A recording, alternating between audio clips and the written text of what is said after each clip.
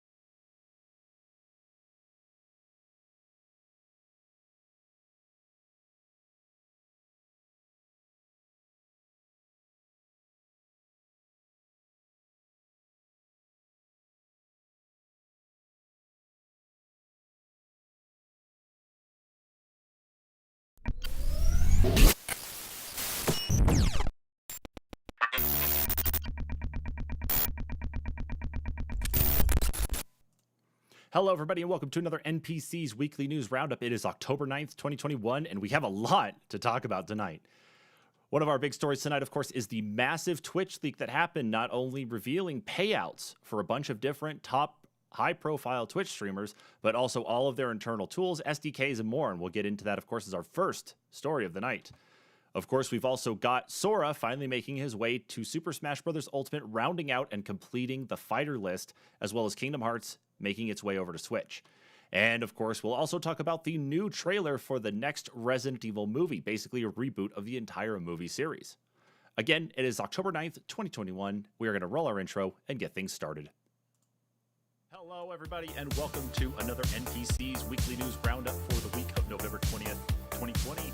It is Friday. It is, where's my date? It's September 18th, 2020 here to our first story, and this is actually breaking news for all of us right now here too. Figured this is a kind of a big one to cover, of course, with who it is. Joined via Discord by Kyle because we're in the midst of a pandemic still, and of course everything is all kinds of crazy. So this thing is a chonker.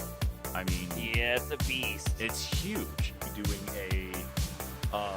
that we had the Resident Evil stuff, that they were successful with Castlevania. Welcome to another NPC's Weekly News Roundup. And it's the news time. I am joined, of course, by Kyle via Discord. Kyle, hello. What's up? Man.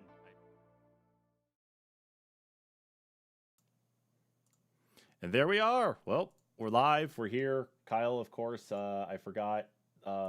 Something had changed with silly little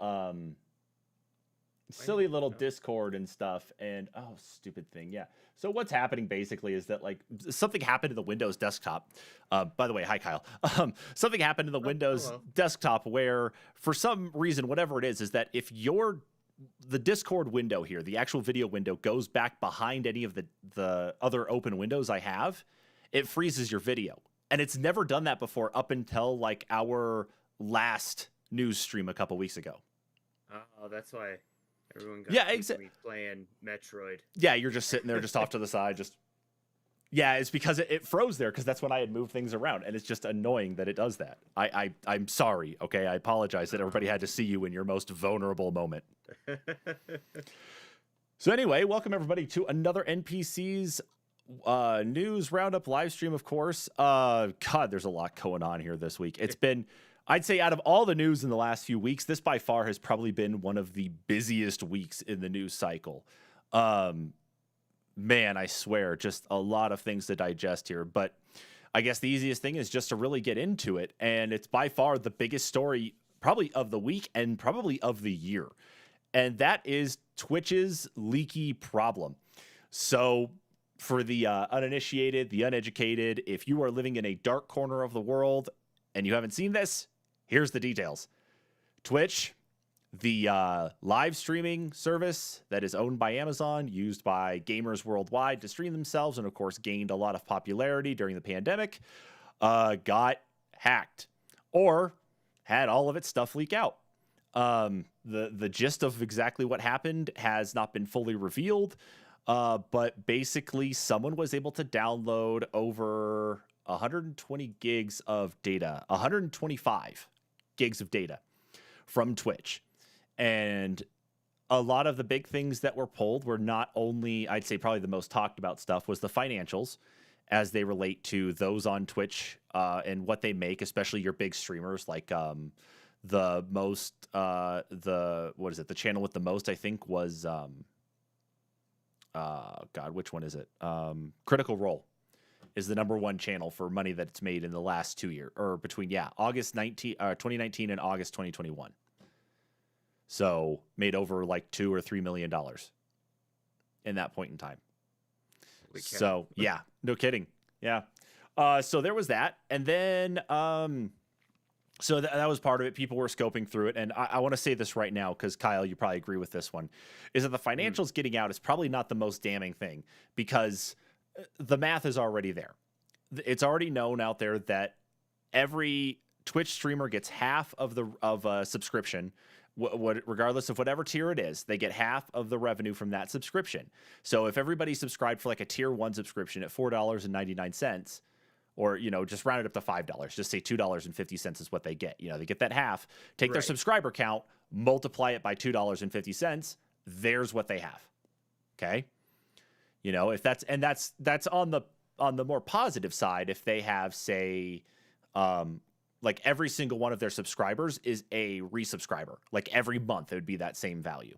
So, plus or minus some there. But anyway, that's the first thing. Okay, so a lot of people are like, okay, whatever, financials. It's just interesting to see, whatever. But it did show on that one, though, some disparity in things, though, especially how there aren't as many female streamers that are up there in that top category. Of course, Pokimane is one big example, but not a lot of that. There's not a lot of diversity up in the higher part of the actual Twitch revenue as well, too, for world streamer revenue. So it's showing a lot of disparity there. So that's definitely brought up some questions on that side. But by far, the biggest part of this, out of any of it, is the fact that what was leaked was, and I've got a list here from Video Game Chronicle, the entire Twitch source code with commit history going back to its early beginnings, like literally Justin.tv beginnings, the creator payout reports from 2019, mobile, desktop, and console Twitch clients, proprietary SDKs and internal AWS services used by Twitch, every other property that Twitch owns, including IGDB and CurseForge, which, by the way, I don't think they own CurseForge anymore. I thought that spun off, like they owned it and then it spun back off again. I don't know. A competitor to Steam, what they codenamed Vapor, just kind of as a play on the words there, Steam, Vapor, whatever, which was going to be basically rolling Twitch and a video game storefront all into one. And then what they call red teaming tools, which are designed by the security team and designed by people on the Twitch team to be able to make it look like hackers are able to get in so they can run through security drills and such. Well, all of this is out there on the open internet. And anybody can go and download it and look at the source code and dig through basically everything you'd want to know about Twitch. And I got to say, I think the first part of it, though, that's a little bit more scary than anything is that this has been labeled part 1 of the dump. Yeah. There is still a part. We don't even know how many parts. There's a part 2, maybe a part 3, maybe a part 50. Who knows? But yeah, no one said anything. Yeah. Yeah. And the consensus across the board is a couple different things right now. So the first one is that, like, based on the data that's been pulled from the part 1 leak, has so far shown no user credentials, at least as they relate to your standard Twitch users. It looks like everything that's in there is just the actual code itself in that. So there's no usernames, passwords, whatever. But that doesn't mean they won't be there when it comes time for part 2. I'd say that's probably scary enough as is. Right. The next part of it would be, well,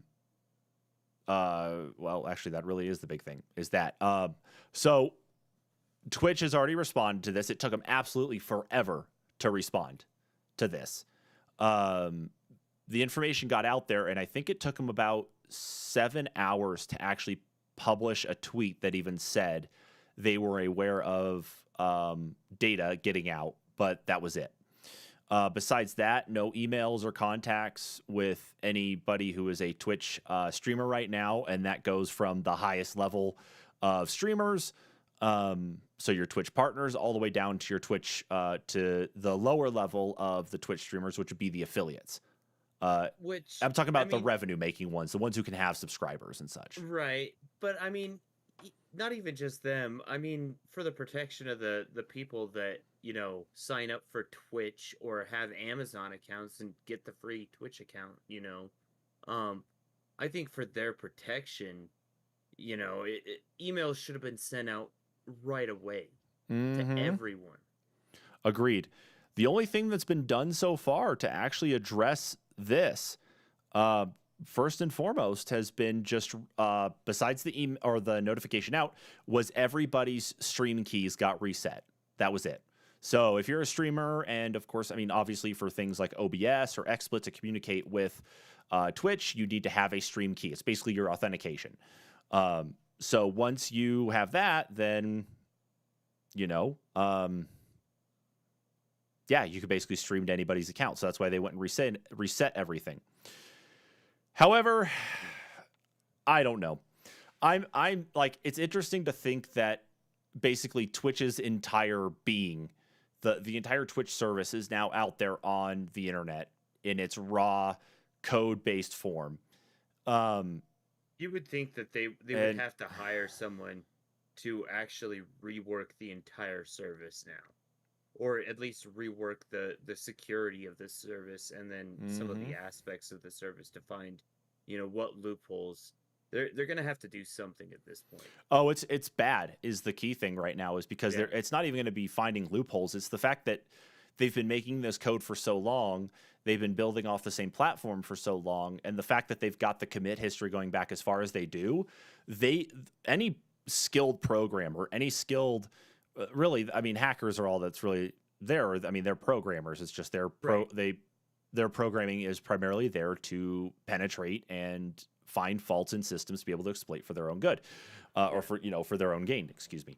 So what you run into though is that with those skilled programmers, once they start to look at how changes in the commit history go when they're finding bugs and stuff and actually pushing changes to their internal repos to say, I fixed it, here's the new code, push it out, they're going to be able to go back and actually kind of determine potentially how they find these faults, how they find these bugs, how they patch them, and then how they deploy properly. And once you start to figure out that methodology and that rhythm, you may end up being able to figure out a pattern of, okay, well, I'm aware of Twitch having this bug right now, and it hasn't gone away. Let me go in and look at the code and see how they've done this previously. Maybe I can figure out where that's at, and then there's an exploitable vector that maybe they haven't done anything with yet. That's one of the big things, I think, out of all of it. And then that means that everything else out there is up for grabs. I mean, everything's already out there now, but it could be worse. Even with stuff being patched, there may still be things missed. And now that code's out there, it's just ridiculous, especially because the code dump is as fresh, according to people who have reviewed it, it's as fresh as Monday,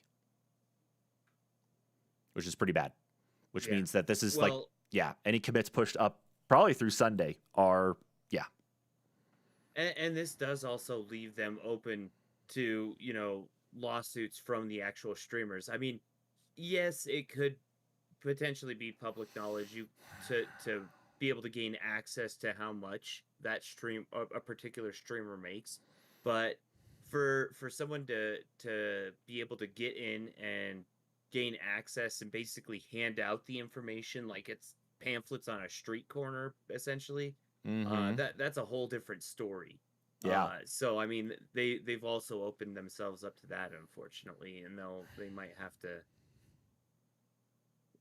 do something, to fix that. I don't know. That's insane. I don't even know what to say to this, I really don't either. I mean, in what it sounds like, at least for this data to get out, is there's a couple different things that have been said. Is one, you've got like your standard phishing that happened, and of course someone gained one level of credentials and was able to phish through the environment, like using an internal chat tool like Slack, for example, and we're able to get passwords or access to other tools and such and be able to get this. There's that one is going around. The other, I think that makes sense because I've heard it mentioned that it could have been an internal thing, and I think I think it's possible that because we've seen hacks occur like that through Slack, and that's totally possible that someone gained access to a Slack and was able to gain total access to all the information, unfortunately, you know. Right, and that's one of those things I'm thinking is, it's like that's the most likely one, because the other one that's being talked about, and I'm not so sure on until I see some more data. I follow a lot of infosec people on Twitter because this stuff is by far like some of the most interesting things I've like read about. Not just the Twitch stuff, but just hacking in general and just finding these vulnerabilities and exploiting them. Is that the rumor going around right now in tandem with the phishing is that it could have been a server config issue, which means that somebody made a configuration change and left something open that they weren't supposed to. Ooh. So that, and that can happen. That happens with every different type of organization. I've heard stories of people who have, well, actually, we can go back even farther. We can go to the Capcom hack from, I think, earlier this year or late last year, where they had an old VPN server set up that was connected to the internet, but it was an old VPN server that they knew had a vulnerability. They hadn't patched it, and someone was able to exploit it. They only left that VPN server there because of the pandemic, because they needed another gateway in for people to use. Right. So that right there itself is that it could have been one of those things. It could have been maybe Twitch was testing a new piece of software that had connectivity to the internet and then allowed that access in, and they just, they didn't think about it, because the access to the internet would have been for whatever vendor coming in to look at the tools and saying, okay, we can evaluate this with you, we can do this, we can see this here, and so on. And that's happened in different companies. That's a possibility as well. Yeah. Fuck, my nose is bugging the shit out of me tonight. I think it's how dry and how windy it's been today. Yeah. So as it stands right now, like I said earlier, is that no login information so far has been found. Twitch has even said that no login information has been exposed. That's good. However, the recommendation right now for Twitch and anything else you connect to Twitch right now, whether it be your like gaming accounts, Steam, Battle.net, anything like that, go and start looking at what you have on Twitch right now and start working your way through to either disable access to those for the time being, or really the top one, change your password, set up two-factor authentication. Biggest things you can do. Yeah, probably the best thing you can do on any account you have. If it's an option, definitely set up two-factor authentication, because it removes so many vulnerabilities to you. Mm-hmm. It does, yeah. Like I had at one point in time, my Origin account, I had a text that came in from Origin's Russian servers to my phone with a two-factor authentication code. So as soon as I got that, I could tell it was Cyrillic, but I went in and reset my password, and everything's been fine since. Well, and had there been two-factor authentication way back in the day, before when my first laptop that I had gotten broke, my Steam account would have never gotten hacked. I would have never gotten a VAC ban. So it's great, isn't it? Yeah. It's good to know that I have that blemish on my account from, the fact that I didn't have a computer. Well, it's just funny though, like that's what happens. It's kind of the circumstances of everything nowadays, that it's like, oh crap, we all these different things that do end up happening, and you think about it, especially like back to really, like you said, even before, like you wish you had it at that point in time, that we had two-factor authentication in place for some of these things. Like being a kid. Thanks Ben, I appreciate that. Because of how dry it is, I needed my drink. I needed to kickstart myself. And of course, it just blew up on me. God dang it. Oh, damn it, Kyle. That's your fault. I'm blaming you. Oh, okay. Anyway, that's all right. Yeah, I mean, like I had some problems there too back in the day when I was a kid. Like I lost access to my original email account because of that. And that was before two-factor authentication came into play. Wow, that really went all over the fucking place. That's ironic, because I've had my Hotmail since I was in grade school, and I've never had any issues. And I think I've had that one. Maybe someone gained access to it once, and I changed the password, but I've never had any issues past that, and that was Damn it. prior to even my Steam account. So it's really weird that that one's been left undone. It's the one that is connected to my Xbox account. It's connected to my Windows account now. Yeah, and especially like with you look like all the different bonuses you get by like combining your accounts from different things into like those different platforms. Like for back when Overwatch League was originally broadcasting on Twitch, you would link your Battle.net account, and as you watched Overwatch League, you'd earn Overwatch League tokens and get those rewards that you could put towards unlocking Overwatch League team skins. That's one of those things. And then linking, of course, to your Xbox account and being able to easily stream, of course, with that. A lot of those different things by combining that stuff together. And that's why two-factor authentication has become more important nowadays because of how many more things you link together. I mean, it's just bad. And anymore, I mean, everyone carries around, your basic smartphone. Mm-hmm. And Agreed. That is officially your key to everything. Yeah, agreed. Especially if you use not only like if you get two-factor authentication text messages, but it's also if you get things like if you use something like Google Authenticator, or LastPass. Yeah. A lot of stuff. Mm-hmm. Yeah. Yeah. Exactly. So there's a lot, So it's why it's one of those things that you've just got to really, really keep an eye on, especially when these big things happen. And that's why I'm saying it. And I put out a post on our Facebook as well too, the day that the hack happened, that said, FYI, even though no login information has been out there, it's only a matter of time. Go and reset your stuff and set up two-factor authentication if it's not there. And that's the same across every account. Every account you have that offers two-factor authentication, do it. Well, and really and truly, the push right now in big technology and programmers for like web development and stuff, they're trying to do away with passwords because you do carry around a physical key all the time. Mm-hmm. And I mean, how often do people go 12 hours without their cell phone?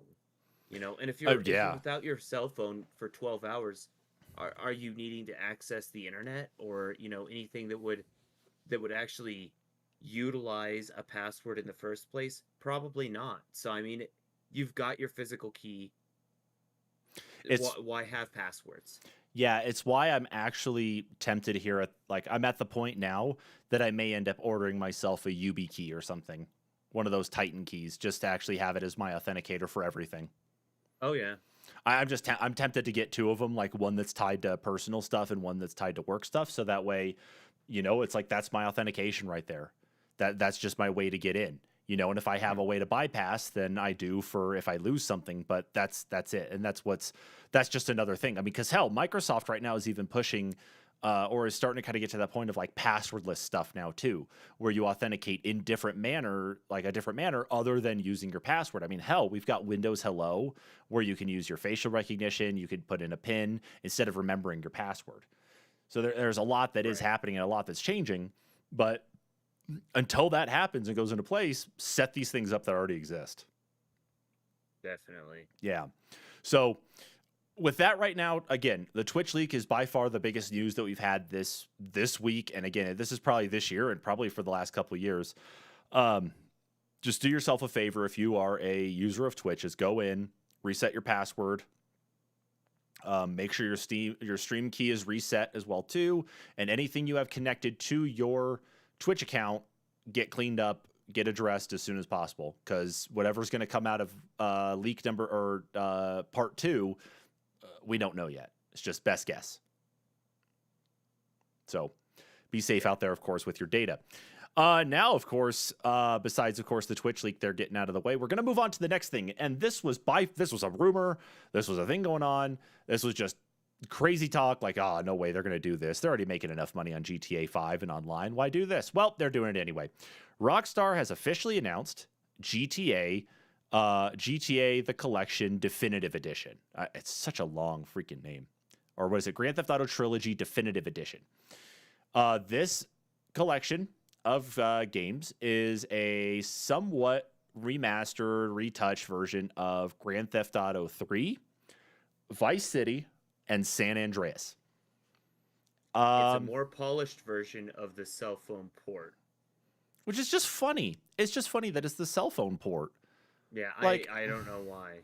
I have, when Grand Theft Auto 3 came out on iPhone, so this is the iPhone 4S days when that came out, I bought it. So I have it installed on my iPhone right now from when I bought it originally back in the 4S days. And it is literally, I mean, it's like it's the same thing. Like I watched videos on like what it looked like, and I looked at it on my phone too after. I was like, this really is the port again. It's like I just don't get why they decided that was the best case, but maybe it looked good enough for them to say, "Hey, let's do it." You know, if they were gonna re-release one, why couldn't they re-release 4 with polished graphics?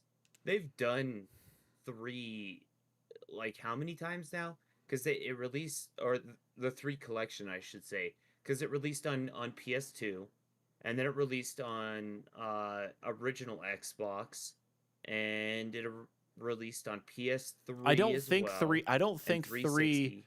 I don't think 3 made it to Xbox. I know they released San Andreas on Xbox, Okay, but I don't know think if you're 3 right and about Vice that. City You're made right it there. about that. But yeah, they had 3 standalone, then they had Vice City standalone, then they released Grand Theft Auto 3 and Vice City in a bundle for the PlayStation 2. Then San Andreas came out for the PlayStation 2. Then San Andreas for the Xbox came out. Then they had to do the new edition of San Andreas to remove the hot coffee mod stuff for PS2 and Xbox. And then Xbox 360 days, I think we might have had, I don't really know if we had anything at Xbox 360 PS3 point because you had backwards compatibility with those consoles to use those games at least. And then you had Xbox One and PS4 with Grand Theft Auto, you had 360 with Grand Theft Auto 4, same with PS3. And then Xbox One and PS4 was Grand Theft Auto 5 and Grand Theft Auto Online. And now, of course, we're 10 years into it now where like almost 10 years where that game is still around and it's coming out and again. Now it's Grand Theft Skyrim. It is. It really is. And so it's just crazy to think. But there's a generation that hasn't actually played these original ones here and have put a lot of time into Grand Theft Auto 5. So it's going to be kind of a culture shock for them to go back and try something like this. However, I think it's going to be nostalgia sales mostly. I don't think they're going to gain a lot of new playership on them, honestly. I don't think so either. Yeah, it is going to really be a nostalgia thing more than anything. I think what I would like, if I can find them somewhere, like I remember when you would get the original Grand Theft Auto games, Grand Theft Auto 3, Vice City, San Andreas, and of course Grand Theft Auto 4 and 5, because I think I have it in my GTA 5 case down here for Xbox One, is the maps. I would love to be able to get the maps from all of those games again as they came in the game cases and frame those and put those up on the wall. I think that would be a neat thing to have just up as posters. There's a company that actually just does framed game maps. Right. Well, it's more of like having the original, like with the creases and such, it's just, it's one of those feelings of the such. I know what you're talking. Like I could go to Redbubble as well and order the same thing, but whatever. Ugh. Just, I've ordered enough from Redbubble as is. Anyway, so but we have to talk about the elephant in the room with this. And I didn't actually know this was the case. I want to see maybe if they actually talked about this here. Yeah, so the article we actually have here from The Verge. I heard this from, I don't know, have you ever watched any videos from Nerd Cubed? No. On YouTube? Okay. So he does kind of his own little like spiel, like a 7-minute spiel he'll do like every week, just kind of throwing out a video just of talking about things. So he talked about Grand Theft Auto Definitive Edition here. And the end of the article here makes the same comment, or at least makes the same note he did. The article says, but ahead of the launch, it'll begin removing existing versions of each title from digital storefronts next week. So pick those up if you want them before you no longer have a chance.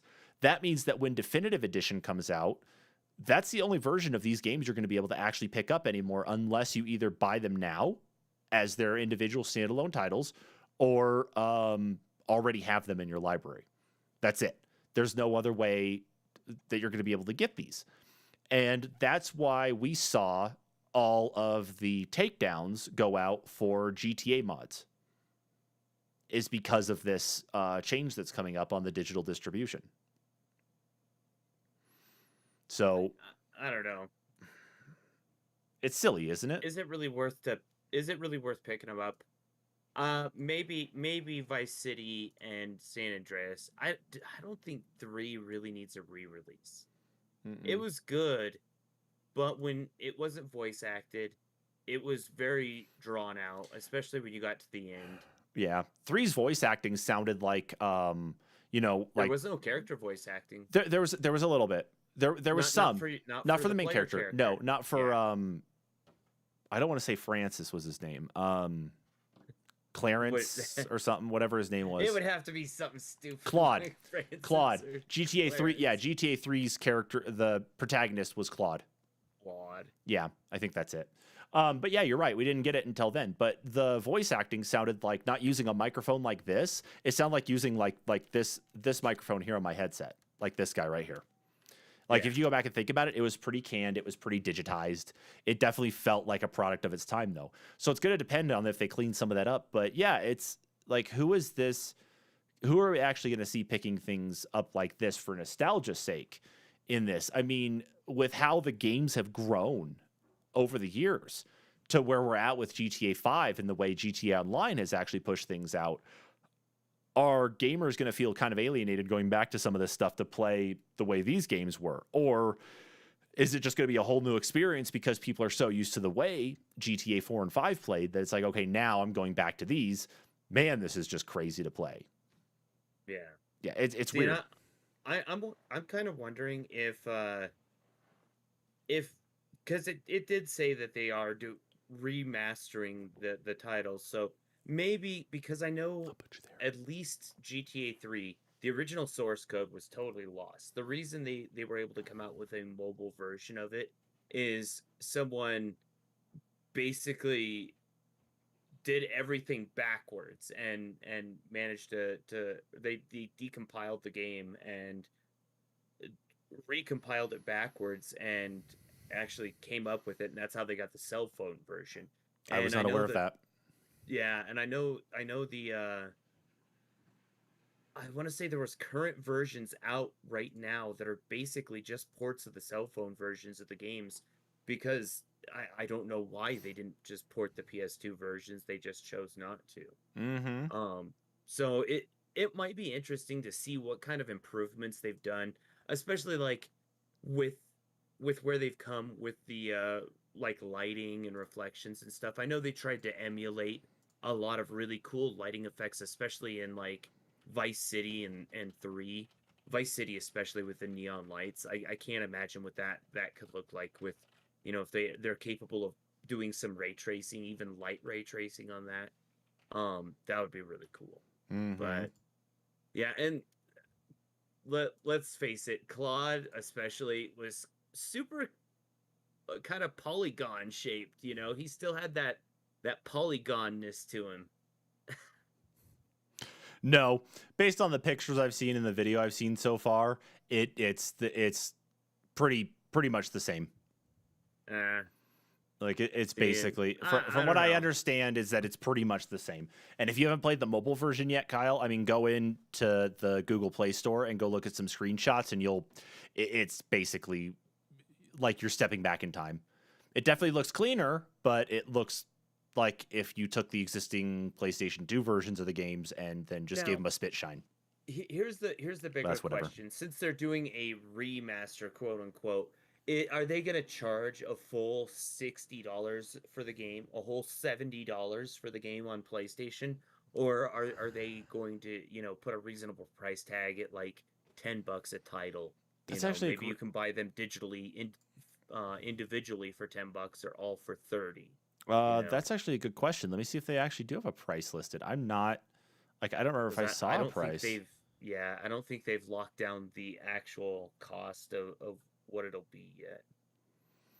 That's what I'm just checking for, just to see here. Yeah, they don't have anything price wise. However, what they have said is that the only way you're going to be able to get the titles is you're only going to be able to get them in the Rockstar Games launcher on PC, so you won't be able to get them through Steam. Oh wow. So you have to use. Well, I guess it makes That sense is because pure that is their profit own. for Rockstar. Yeah, that is their own thing because they do distribute already through Steam right now. So Yeah. is it really that big of a shock, for them to do that? No, not really. Well, and it's kind of funny because they just give out San Andreas last year for free through the launcher. Yes. Might have been San Andreas, Yeah. might have been Vice City. I don't remember. I didn't pick it up. I So- don't remember. I think it was San Andreas, if I'm not mistaken. I could be wrong, but Mhm. regardless, I mean, it'll be delisted. You'll still be able to play it if you have it, and you might still be even able to download it. I wouldn't count on that though, being Rockstar. No. They're probably gonna be like Blizzard, and once it's gone, it's gone. Yeah, and I would say for those who have GTA in their libraries right now, especially like on Steam or wherever else you have it, back up those directories just in case too. Yeah. Because you can For always sure. repoint your launcher to another application or to another directory to get those games out. So anyway, yeah, that's it. No release date, I think, yet. Let's see. It looks like it doesn't say. It just says, yeah, it doesn't say when. It looks like we'll find out more in a couple weeks.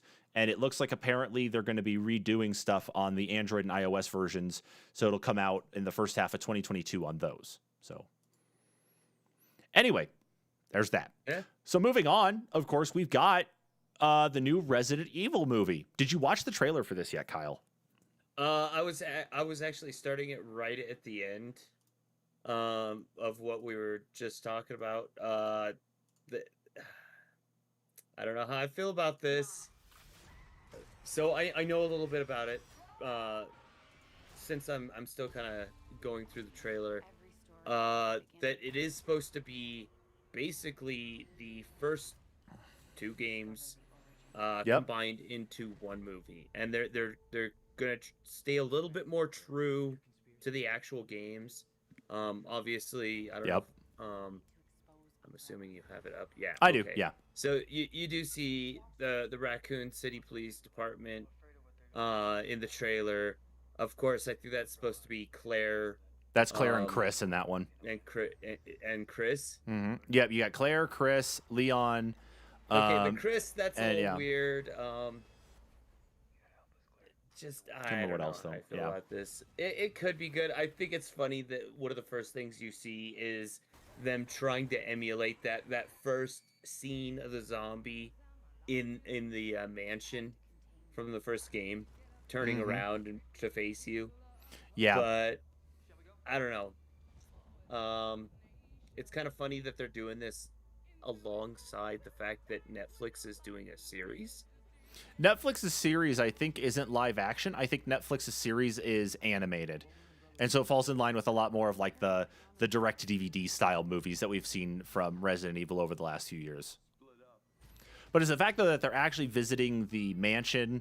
It's the fact, though, that we're going to have a Wesker in this again, though, too. Or at least probably a more tried and true Wesker than what we saw in the other Resident Evil movies.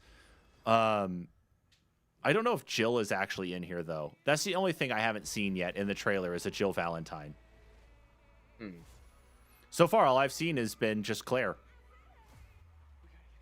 But, it does look good. I mean, I think it'll be okay. There are a couple little bits that feel like it needs to be cleaned up, but, I think it'll be okay. Yeah, it could be okay. I think as long as they fight a think giant shark in the basement of the greenhouse in the yeah, or the what is I think it was under the greenhouse. I don't think it was the basement of the actual house, but I think it was the basement of the that was in the first game. It was in the science facility underneath the fountain. Oh, it was yeah. Okay, sorry. I was thinking green. I know you had like a plant monster thing you had to fight there too in the first Resident Evil. I'm fairly certain it was because I know the science facility was underneath the fountain. Yeah. I think maybe it wasn't. No, Yeah. I think it was in the greenhouse. All I'm saying is right. that if they can just fight a giant zombie shark, I'm fine. That's perfect for me. We didn't get it in the original first one, but I just, I think it's worth it to say that it's good we're going to be seeing a reboot of the Resident Evil series, movie-wise, because things just got weird when it came to the other movies. It just feels like they rushed a lot of things in there to try to keep up with what people were seeing in the video games. And that, in my opinion, that, of course, is a big problem. I think is that it's just they tried to play catch up so fast. Like you saw Las Plagas appear out of nowhere. You saw Ouroboros appear out of nowhere. Wesker being whatever he was. I think the first two movies did a pretty good job, but everything else from there just felt a little bit more like pushed ahead to try to match up with their game equivalents. I don't know. I didn't like the original movies. Again, like I said, I think the first two were okay. I thought by far, I think for like enemies themselves, I think like Nemesis in Resident Evil 2, in the movie Resident Evil 2, was by far the best looking Nemesis. Like I think that was actually the best they could have done as a animatronic and costumed character for that. But I also think it almost felt like they were trying too hard. Right. Like they were like, we want you to know it's Resident Evil and it's the game, So we're gonna show you that it's Resident Evil, and we're making this off of the game by putting in one of the most iconic villains. Well, they were trying to keep with. I mean, I know they made Alice the protagonist in that instead of it being a focus on Jill and Claire and Chris and that and Leon, even though they were there. It was still just one of those things that they put so much focus on Alice that they started out okay trying to figure out like putting the timeline together in some form, and then they really skewed off course. Of course, I know they talked about like the hive underneath the mansion in the first movie, but it's just like it was one of those things that it's just like why, it's like you try to keep up with the games, but you've already retconned so much of what Resident Evil is that you've basically made this its own thing. So it's like why even bother? So that's why it's like I see this one, and it's nice to actually see they're going to be doing something again. But I'll wait to actually see it until I can make a full determination. But I'm okay. I'm still apprehensive. It's a little exciting. The CGI zombie dog looked terrible bad. Yes, he did. Yes. So hopefully they polish that up a little bit. But yeah, we'll see. Yes. Absolutely. Yeah, he didn't really look that good, and I'm sure a lot of people saw that too.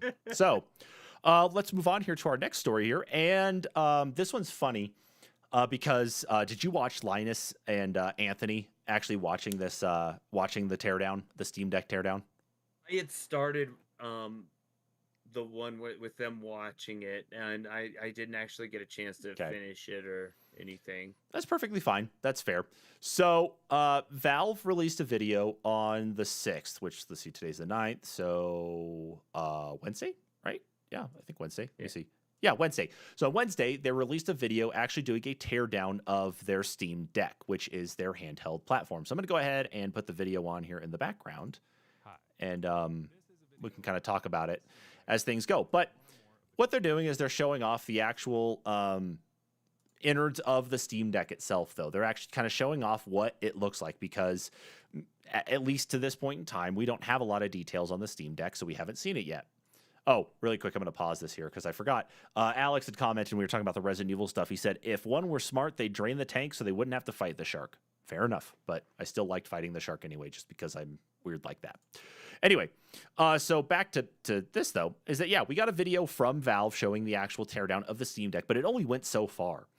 A lot of the things they prefaced on this teardown was that you really shouldn't be doing this yourself because of how tightly packed in everything is. They also made mention about the sensitivity of the battery, just that, you puncture it and it blows up. That's a bad day for you. Talked about static, talked about not replacing the solid state drive on your own, all that. So good on them, I guess, for putting something out like this. Good on them for showing stuff off, at least for the inside of the console themselves. Like, what do you think about that, Kyle? Like, what do you think about the innards of this thing, how tightly packed everything is, and at the same time, kind of their warnings on things? I don't know. I think it's super funny because I did remember Linus and Anthony saying something about how it's funny that they say, this is, the how you do a teardown. Don't do this, but we're gonna show you how. Well, I mean, again, good on them for doing that, for like actually like Yeah, saying, "Hey, we're going to show you a teardown here. Don't do this, but here's how you do it." And it's just funny. Um, I I don't don't, know. yeah, It it's exciting that that I kind of feel like this is this is the PlayStation trend. I because I feel like PlayStation was one of the first ones to actually tear down their own console, which, piece by which, piece, wait, and which console? Which one? what's up? Which The one? PS5. That wasn't just them, because remember, Microsoft actually had a model of the Series X and S that they, like, it was all magnetized ones so they could have the whole unit and you could Yes, just take it apart easily enough for people to actually see it. but PlayStation did a full teardown video of Oh, an they did. actual unit. They did, but in the same vein, iFixit has been doing teardowns, teardown videos, and teardown guides for years. You Yeah, know, so this is true, yeah, but yeah, I mean, the PlayStation one was so in depth. I just think it's true. cool. I think it's something that more companies should do, especially because right to repair is becoming so important here, and Mhm. it's going to become more and more important here in the future, I feel like. Yeah, And, absolutely. you know, I feel like it's a good support for right to repair. I agree. I truly do agree with that because what's really neat about all of this is that while Valve has actually said, um, it's like you've got to be careful opening this, you really shouldn't be opening this, you got to be careful of this and that. They've actually said here in the video, I don't remember which part of the video when they were doing the teardown, but they said it.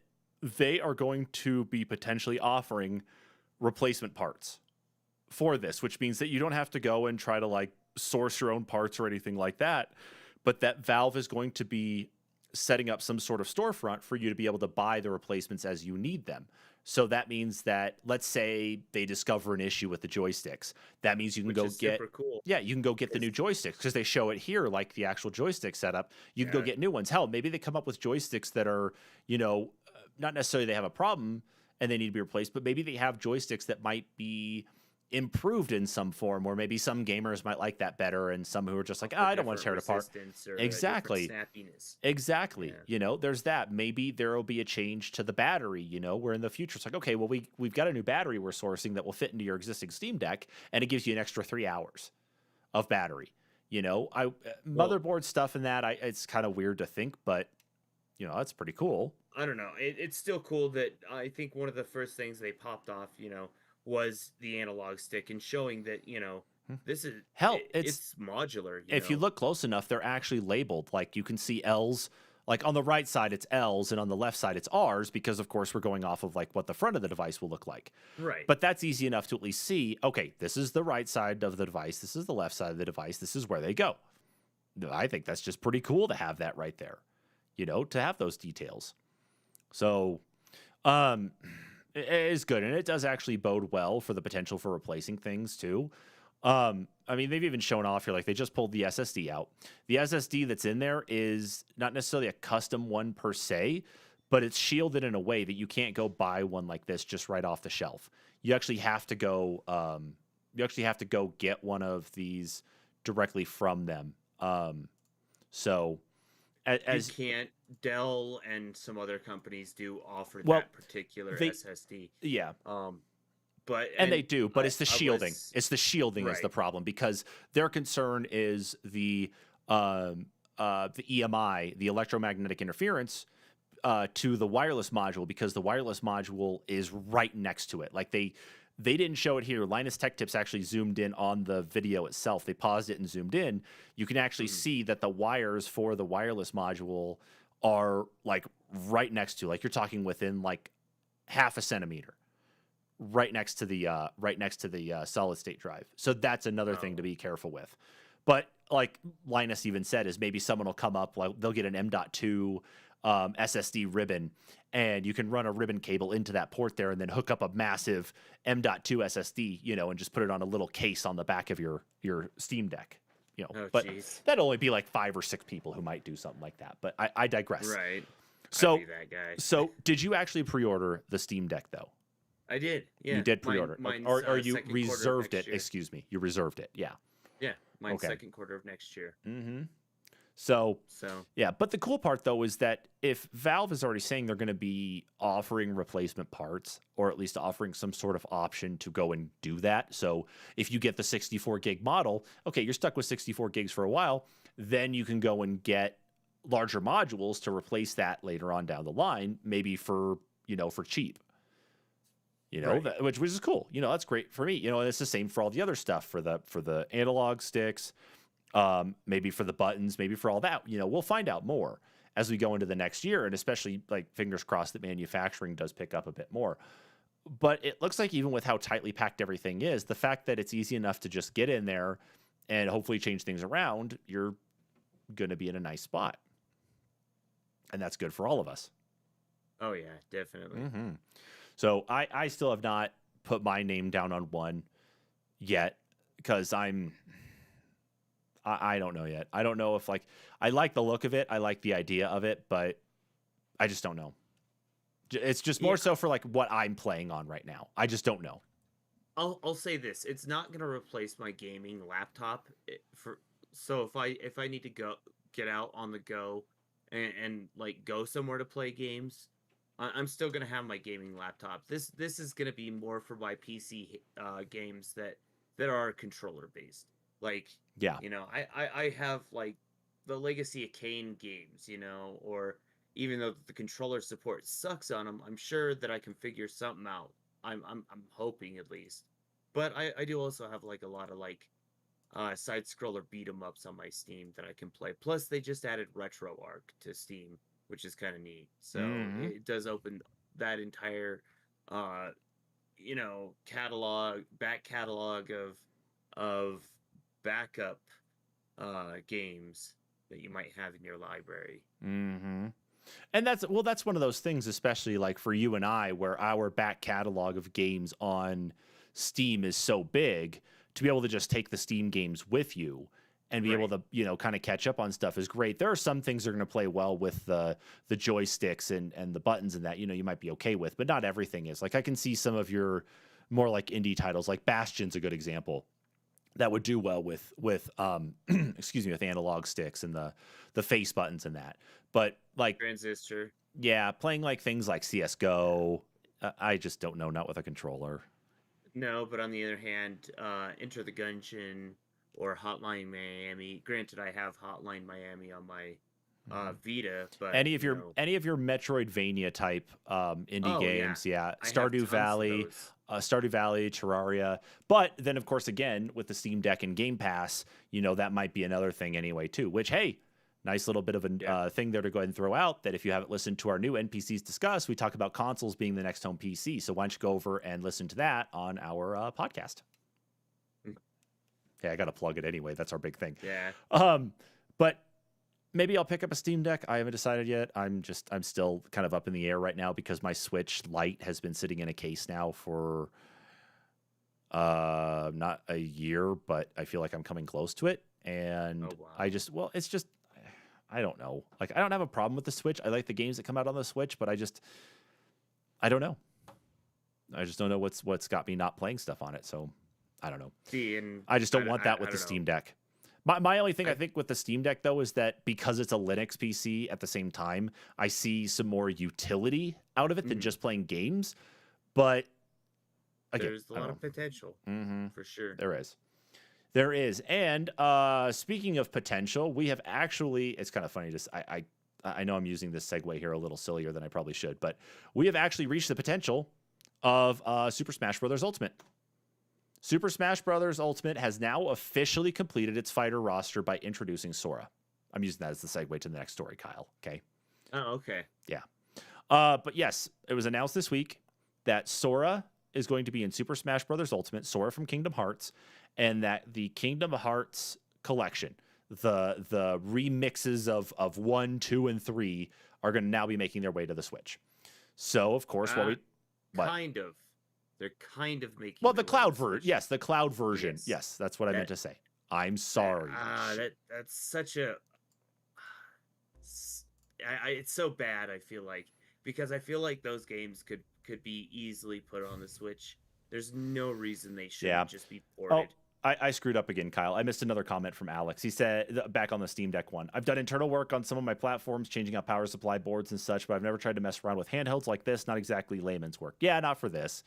You know, with how small and everything is, I get it. Yeah. I've messed around with handhelds, Alex, and yeah, I can attest to it.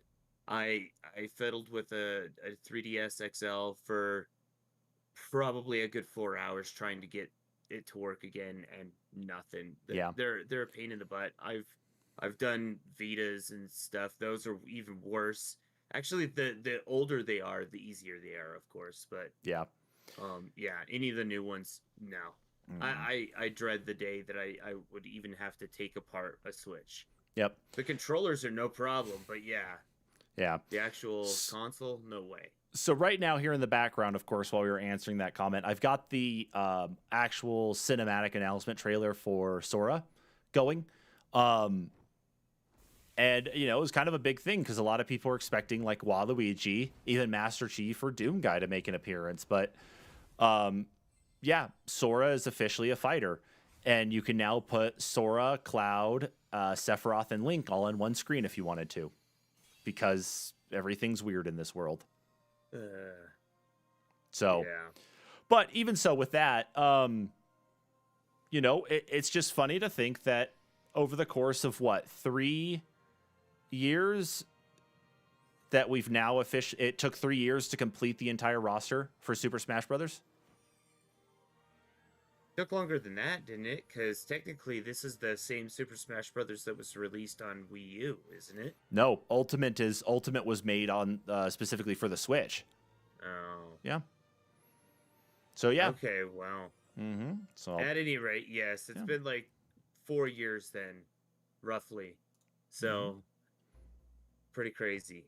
Pretty crazy. So I'm gonna go over here and get past this. So I should have just played this one instead. But this is the actual gameplay trailer here that I'm showing right now as well. But yeah, it's been out there long enough, and now I think the count was right. I think it's 80. I think it's a total of 89 fighters, including like not necessarily skins, but there's some fighter variants where it's like one fighter represents like 2 or 3 others in some form. But the roster itself is now up to 89. Wow. Yeah. So with Sora being included in the game now, of course, he has his own Ultimate Smash, which is being shown here, of course, by, you know, with the Keyblade and locking up the door. But he also gets the different skins for all of his different from all the different games in that too. So he has his skin all the way from Kingdom Hearts 1 up through Kingdom Hearts 3. He also has also comes with music from the game, but it's not licensed like Disney style music though, like for what Kingdom Hearts is. It's more so those levels specific to the Kingdom Hearts universe. And that also goes back to one of the stages now, which is Hollow Bastion. So Hollow Bastion is one of the stages in this game. And we can see it right here, of course. So, yeah. Yeah, I don't know. I've never been a big Kingdom Hearts fan. So I haven't either. It's kind of whatever for me. I agree. I haven't either. All I'm saying right now, though, is that it's nice that, you know, we're like that the series is now being wrapped up, at least at that point. I know it's not like done, but it's being wrapped up, and now we're getting, you know, some closure at least, and so is Sakurai, because he's been working on this so freaking hard. Yeah, it kind of makes you wonder what Sakurai is going to go on to after this. Like, is he? I actually think he's going to retire. You think he's going to retire? Yeah, he actually said he's going to stop doing his weekly Famitsu column too. Wow. Yeah, so he's been doing that. I read that earlier. I think he said 2003. So he's going to stop doing that too. I think he's retiring. I think he's going to be getting out of it. I think he's going to stay on maybe as like a consultant for stuff, but I think he's out. I think I think he's done enough work, and I think he's put so much blood, sweat, and tears into Super Smash Brothers as a whole that he just, I think retirement is up his alley up here very soon. Yeah. And it's well earned. I mean, he's done such great work as the director of this game series that, you know, I think it's fair for the amount of energy he's put into it. Yeah, but I mean, you look at that, and then you look at someone like Miyamoto. Mm-hmm. I mean, he's been at it for how many years? Right, but it's also it's a per person thing though too. I mean, Sakurai I think Yeah. has done more than just Smash Bros anyway, but like for the amount of stuff that goes into Super Smash Brothers, particularly the competitive side of things, that's where I think a lot of his emphasis is that, I mean, you're bringing in a character, you've got to make that character feel like the character that everybody knows, and they've got to tie in well enough to be a fighter. Yeah, and be tweaked enough to the point and fine-tuned to the point, you know, that it's balanced enough that he's not going to be overly strong or she's going to be overly strong or overly weak to too many characters, you know. They've got to find the happy medium for that one character. So I imagine they play thousands and thousands and thousands of matches before they even decide on a move list, you know. Oh, I agree. 100% agree. That's why it's like, I think it's like, it's nothing to say that it's like he's not at the level of Miyamoto, but he's put out so much work for this series that it's like, yeah, you know, and a lot of people have even recognized that he looks like he needs a break. So maybe he won't retire. Maybe he'll just take a nice long vacation and just, you know, come back refreshed, and who knows what will be next. Super Smash Bros. Ultimate 2, 2,000 character roster. Oh, jeez. Play as the eggs from Yoshi's Story. That's your first fighter. Yes. Play as the box from Metal Gear Solid. Play as Metal Gear.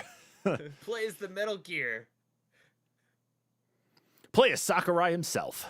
Yeah, play as Sakurai. Play as Shigeru Miyamoto dressed up as Link when he came and showed off Twilight Princess all those years ago. But anyway, so going on from Super Smash Brothers and that now to the Kingdom Hearts release. Yes, you are right, Kyle. So Super Smash Brothers. Kingdom Hearts is finally coming to the Switch, but it's coming to the Switch through their cloud platform, which means that you download what is effectively like a client on your Switch, and you're actually playing the game remotely, which I gotta say, why for Kingdom Hearts 1 and 2? Why? Those games should run just fine on the Switch. Yeah, I mean, especially 1 and 2. I mean, I could maybe understand the newest one, but 1 and 2, come on. Yeah, I bet it's those weird remixes though too. Like it's God. Let me look up the list here really quick of what they actually are. Give me. Oh God. Give me a second. I know. I already hate myself here. Just hang on, Kyle. Jeez, be patient. The giant long novelization of a title. Kingdom Hearts Switch. Let's see. Kingdom Hearts. Let's see. Oh, I don't want the video here. Let's see.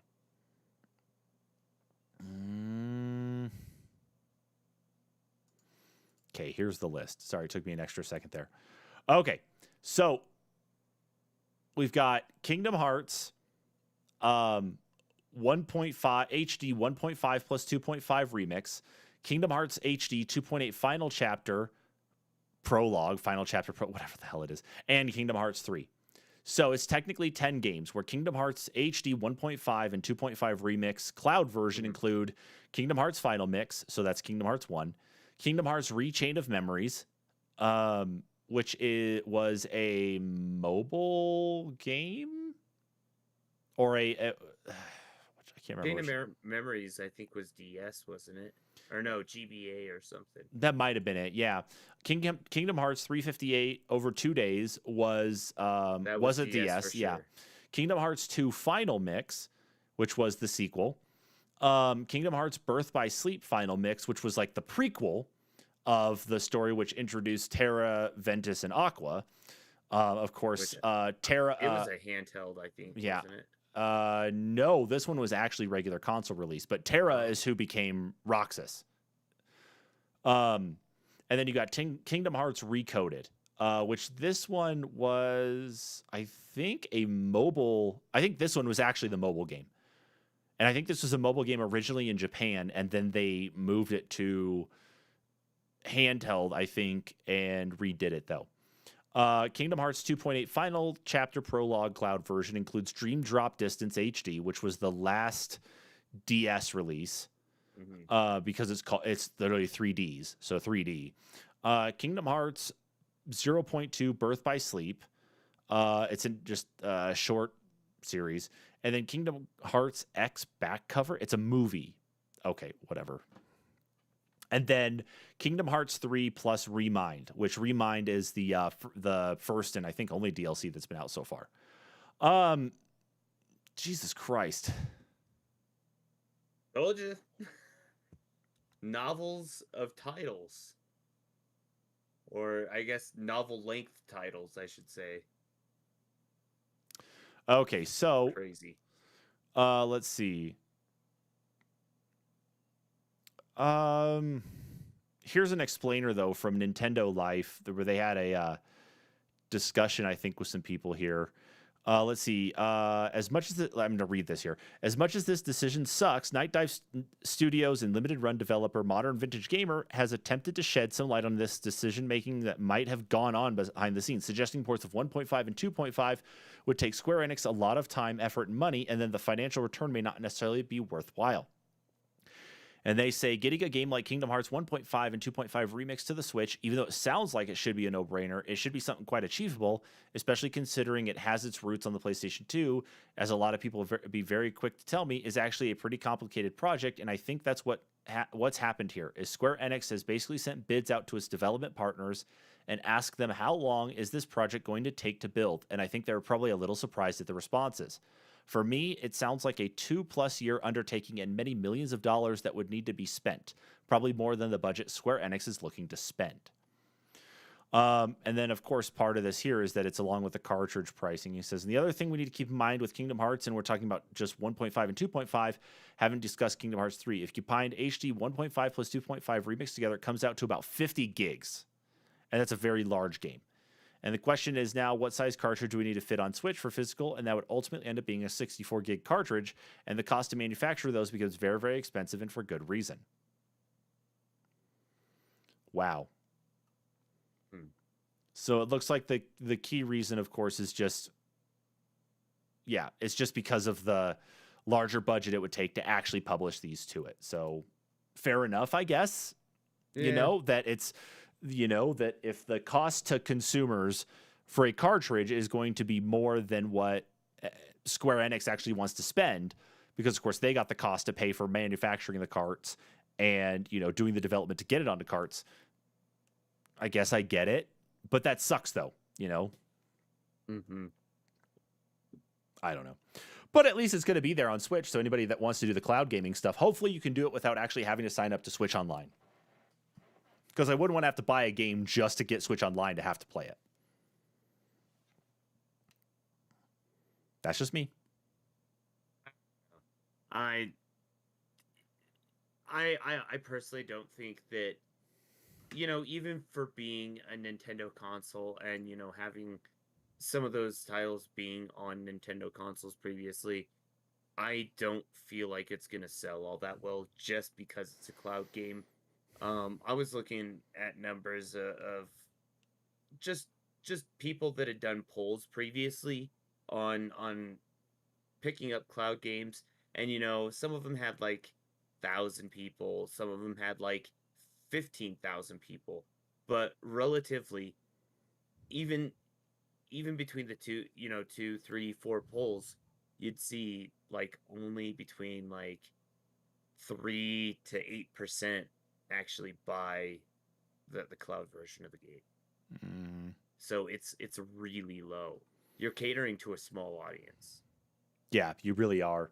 And for those cartridges to sit out for as long as they will, even with all the Kingdom Hearts fans out there, I think the cart's sitting there and kind of just warming the shelves. I don't think you're going to see a big sellout of stuff because Kingdom Hearts is everywhere, and it's like, it's not like the most recent Metroid game that dropped.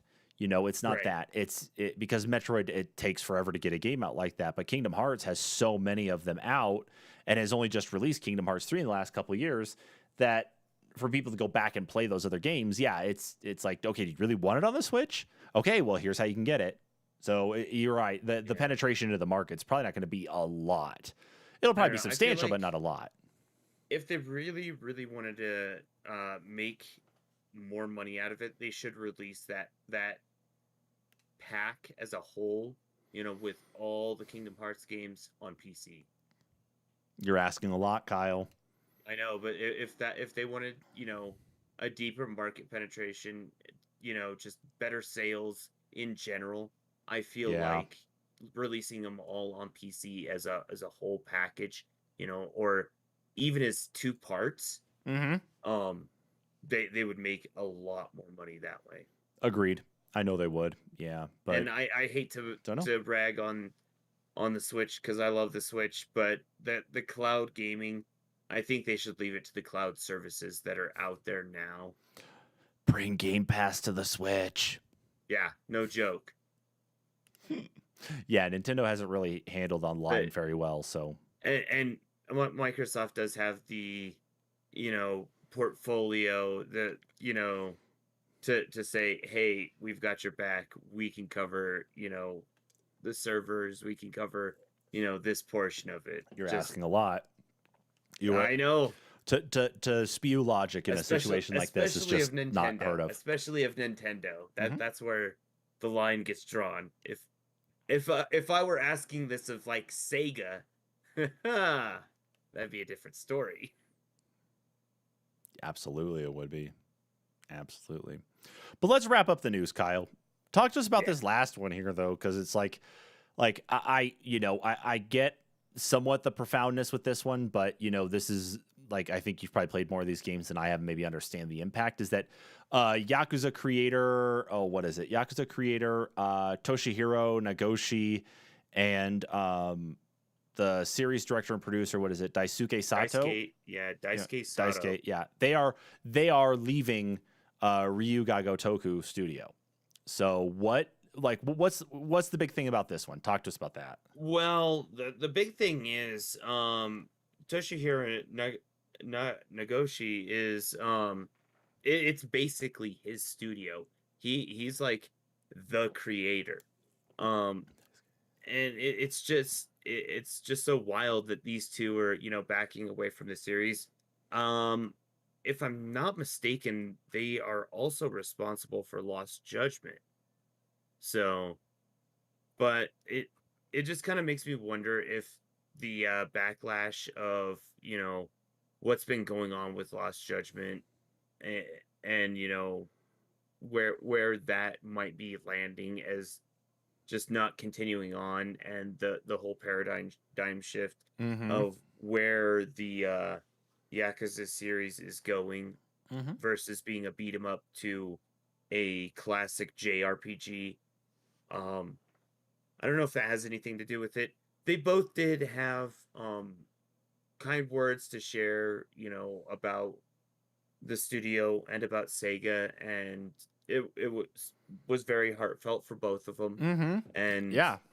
they left on a good note. So I definitely wish them the best. I would like to see more projects like Yakuza come down the pipeline in the future, and even the JRPG style Yakuza, because it's just so unique and different. But Yeah, and I mean, like, what do you yeah. think though? Like, for like, are they retiring or are they just stepping away to do something new? I think they're stepping away. I think they've been with this project and with this company for a long time. They've put out quite a few Yakuza games now, and like I said, I'm fairly certain they're responsible for Lost Judgment because it's just a parallel where you're playing the law enforcement side rather than the Yakuza. So, but I don't know. Once you get involved in something like that and it's become your life, and that's basically what you've been pigeonholed to do, is the same game over and over and over again.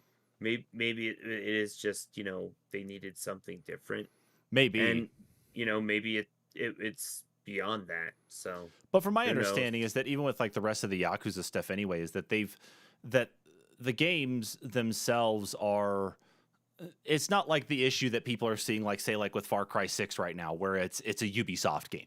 It's a Far Cry game. You know, a Yakuza game, when from what I've understood, I mean, I've only played a little bit of Like a Dragon, but from what I understand is that a lot of people see this as this series as one that doesn't necessarily repeat the formula in like the worst way possible going through these No, games. not at all. And the fact that Lost Judgment is a departure from what the Yakuza games have been. Well, Lost Judgment isn't necessarily a departure. It kind of is, but to the same effect, it's not, because it's a continuation of that game style, that open world beat 'em up. Uh, I have had it likened to like Shenmue, actually. Just it's way tighter. It plays way better. I haven't played a ton of any of the other Yakuza games, just a little bit, but enough to know what they're like, and it's different. It moves a lot smoother and better than any Shenmue game. So, and I don't know, they just tell unique stories, you know. Yeah, Make a bad guy into a hero. yeah, and like Yakuza Like a Dragon, because again, I've been aware of the Yakuza series, but Like a Dragon just seems so goofy, so I decided to start playing that one. And for the sake And of that one, they do have the mainline series was, of course, a lot more serious, but they did always have their playful, jokey stuff that they did. and that's just the way that something like that. This one kind of took it that next step where it seemed to be more goofy, more joking around, more of like the I hate to say the lighter side, because I know this has some darker twists to it, but it just seems goofier though than like the way Yakuza had been presented in the past, and a lot of the trailers actually sold that for Like a Dragon. So it's interesting to kind of see what could potentially be the next phase of things for Ryu Ga Gotoku, and it even says here that they're actually in the process of working on a sequel to Like a Dragon. Right. So that's cool. I mean, that definitely says a lot, that at least they're going to be able to continue on by doing something like that. But do you? Well, and it shows that for them to leave the studio like that, they were comfortable enough that obviously someone competent was going to take over the project and carry on the name and Agreed. do good by it. Oh yeah, absolutely agreed. And I think that's probably what gives a lot of people confidence anyway, is that that even though they both left, they are going to have the studio seems to be really built on the values that were created there for being able to make not necessarily just a Yakuza game, but what the values of the company themselves have been instilled well enough that things should maintain themselves very well going forward. Especially with the culture there, it just sounds like everything was pretty good. And Right. at least, compared to some of these other departures we've heard about in the past from other game studios, at least these ones seem to be on good terms, like you said. It's nothing bad. There's no scandal. There's no controversy. They're just, it's time to go. So Yeah. that's at least a good thing. We don't get a lot of that, but this is at least one of those nice rays of sunshine, right? Yeah. Very much so. Yeah. Oh God, the news. That was a lot. That was a lot this week, folks. It was a lot this week. That was. So yeah, that is the news for this week then. What else do I want to say about it? The news, the stuff. I don't think there really was anything else. As a reminder, of course, going back to our first story talking about Twitch, please go make sure that your Twitch account is taken care of, that you've got your password reset, and that you've got two-factor authentication enabled. Best things you can do to take care of yourself, and then make sure you're checking all of your other accounts as they relate to what connects to Twitch. Or if you're a password reuser, which shame on you if you are, go make sure that you've got passwords reset where you need them to be reset. And use a password manager, okay? It's my last soapbox thing there for you guys, okay? But of course, with that said, that is it, of course, for the weekly news roundup here for October 9th, 2021. Of course, if you like what you're seeing here with us, if you're watching us on Facebook, please make sure to hit the like button there so that way you know when we post stuff. Of course, it goes, you'll be immediately notified about it. If you're watching us on YouTube, hit that subscribe button and notification bell so that way when any of the videos we put up or we go live become available, those, of course, will notify you. So make sure to go do that. Of course, the main thing with us is our podcast, the NPCs podcast. That's what we are. That's what we do. Of course, a lot more emphasis from us lately has been on our NPCs Discuss, which, hey, we actually did publish a new one this week. This one is Consoles, the Next Home PC. Go give that one a listen. It's by far an interesting take, especially with the evolution of consoles, where they're at now and what the possibilities are going forward. Go give that one a listen on your favorite podcast platform of choice, Google Podcast, Apple Podcasts, or if you go listen on Spotify, you can contribute along as well too by taking part in our Q&A, taking part in our poll, anything like that offers a level of interactivity so that way as you go and answer that stuff, people can see, we can see, and of course we can address anything as we go into our next episode too. Homepage is anchor.fm/the-npcs-podcast. So if you're not on any of those other podcast platforms, I'm sure we're on something else. You can find a link to it on our anchor.fm page. With that, thank you so much, everybody, for tuning in to this week's news live stream. We will talk to you all later. Bye-bye.